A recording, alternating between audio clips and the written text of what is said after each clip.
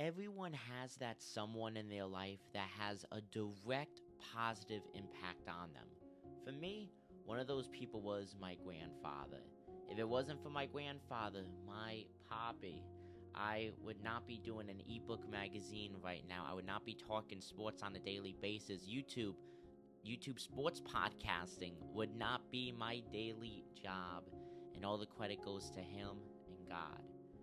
And I tell you, my grandfather, he was the most diehard Jet fan, and no matter how much the Jets were up or down, which they were down a lot, he never turned off the TV.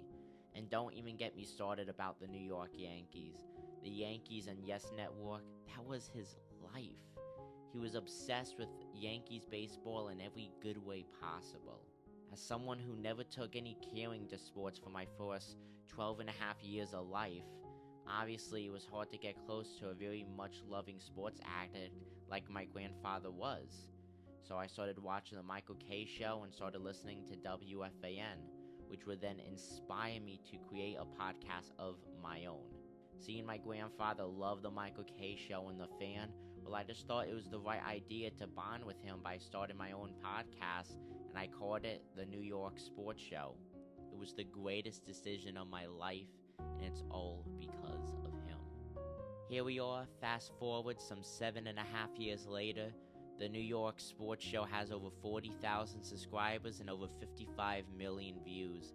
It's the number one watched all New York sport podcasts on YouTube, along with being the most followed all New York sport podcasts on YouTube.